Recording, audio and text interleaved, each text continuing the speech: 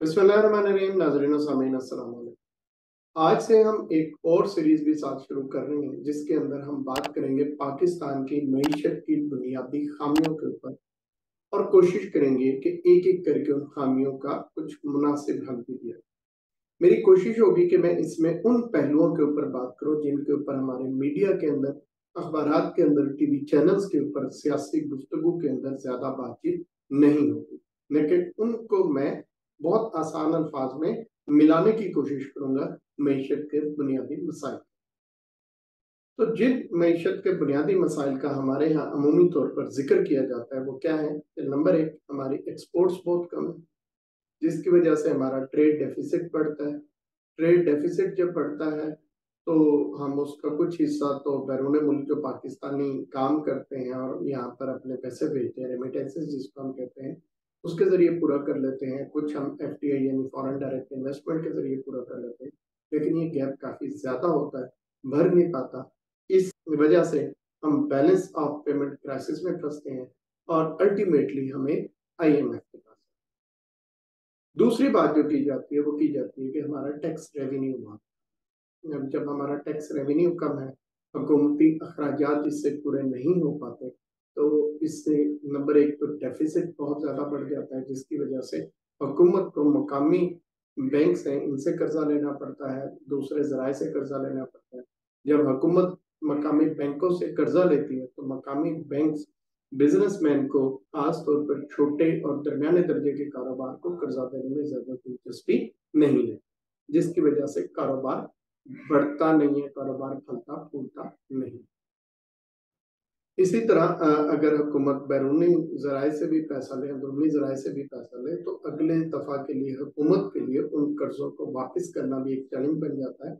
यही वजह है कि आप देखें तो हमारे जो बजट है इसके अंदर जो डेट सर्विसिंग है यानी कर्जों और उन पे होने वाले सूद की अदायगी, वो हमारे बजट के इस वक्त सबसे बड़ा पोर्शन बन चुकी है और ये हमारे सर के ऊपर एक बहुत बड़ा खतरा बन के मंडला रही है, क्योंकि ये मुस्तकबिल में भी बढ़ती ही चली। तीसरा हमारे यहाँ जिस मसले का जिक्र किया जाता है वो ये किया जाता है कि हमारे यहाँ जो पर कैपिटा इनकम है या फीकस आमदनी है वो बहुत कम है दूसरे ममालिक, इंडिया की मिसाल है, बांग्लादेश के लिए, हम नेपाल के लिए, सॉरी नेपाल, हम थाईलैंड की एग्जांपल है, फिलीपीन के लिए, हम वियतनाम के लिए, तो इनके मुकाबले में हमारे यहाँ जो पर कैपिटा इनकम है वो बहुत कम है जिसकी वजह से लोगों का मेयार जिंदगी बहुत, अगर हम इसको प्रीवियस मसले के साथ जोड़ दें तो ये बात है कि चूंकि लोगों की आमदनी कम है लिहाजा वो प्राइवेट तौर पर अपनी सेहत के लिए, अपने बच्चों की तालीम के लिए ज्यादा पैसे नहीं खर्च करता, और चूंकि हुकूमत के पास भी जो टैक्स रेवेन्यू इकट्ठा होता है वो कम है और उसका डेफिसिट यानी खसारा ज्यादा है, तो इसलिए वो भी तालीम, सेहत और इस तरह के बुनियादी चीजों के ऊपर ज्यादा पैसा नहीं लगा। अगली बात ये की जाती है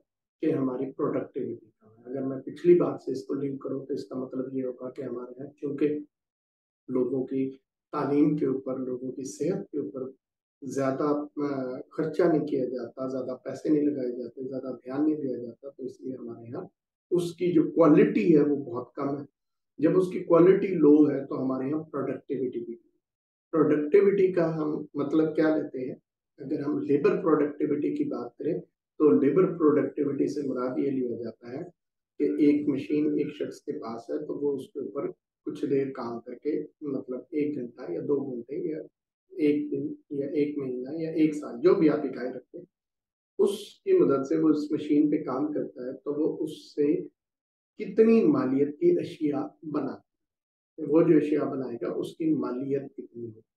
जहाँ पर लोगों की टेक्निकल स्किल्स अच्छी होगी, जहाँ पर लोगों की तालीम अच्छी होगी और सेहत अच्छी होगी, तो वो काम ज्यादा तेजी से भी कर सकेंगे, फिर वो ऐसा काम भी करेंगे जिसकी मार्केट में कीमत ज्यादा है।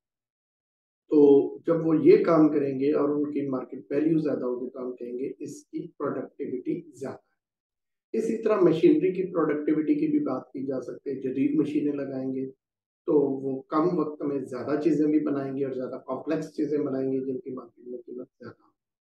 और अगर हम पुरानी मशीनरी, आउटडेटेड टेक्नोलॉजी के ऊपर इन्हिसार करेंगे तो हम ज़्यादा वक्त लगाकर उतनी चीज़ें बना सकेंगे और बहुत ज़्यादा कम्प्लेक्स चीज़ें होंगी तो वो नहीं बना सकेंगे, जिसकी वजह से मार्केट वैल्यू भी हमें कम मिलेगी। तो इसको हम कहते हैं कैपिटल प्रोडक्ट।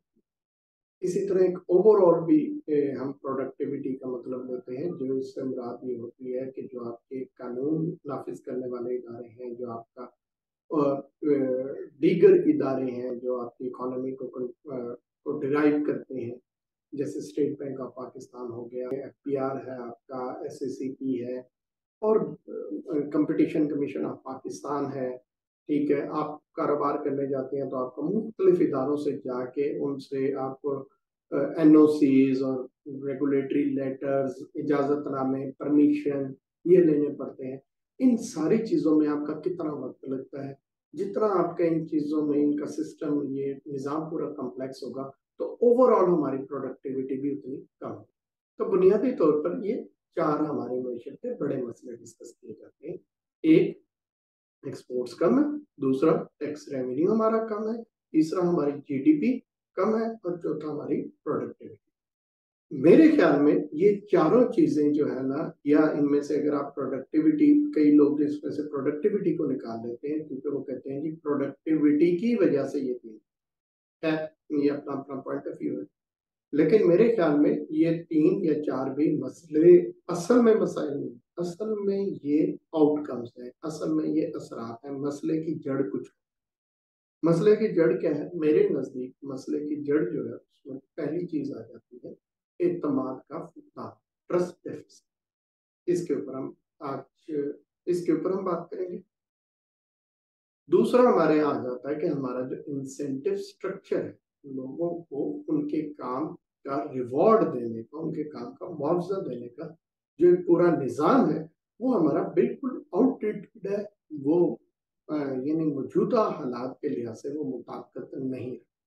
इसके बाद जो मेरे ख्याल में अगली इसकी वजह है वो है हमारे यहाँ जो इस पे हमने मसाइल का जो पहला हिस्सा था उसके ऊपर बात करते हुए भी बात की कि हमारे यहाँ जो इंसान है, ह्यूमन बीइंग है, इनके ऊपर कम खर्च किया जाता है। इनकी सलाहियतें बढ़ाने पे, इनकी तालीम बेहतर करने पे, इनकी सेहत बेहतर करने पे, इनकी ज़हनी और जिस्मानी दोनों सलाहियतों को बढ़ाने पे कम पैसा खर्च किया जाता है। तो low and unproductive investment on human, ये मेरी नाकिस राय में असल हमारे ये 3 इश्यूज, अगर हम इन 3 को किसी तरह हल कर लें तो हमारी एक्सपोर्ट्स भी बढ़ेंगी, हमारा टैक्स रेवेन्यू भी बढ़ेगा, हमारी जीडीपी भी बढ़ेगी, और हमारी प्रोडक्टिविटी।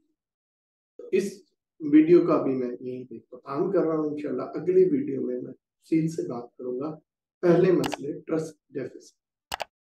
इसके ऊपर आप अपनी राय से कमेंट्स में ज़रूर आगाह कीजिएगा, क्योंकि जैसे जैसे आप राय देते रहेंगे हम इस डिस्कशन को आगे बढ़ाएंगे। बहुत शुक्रिया। अल्लाह।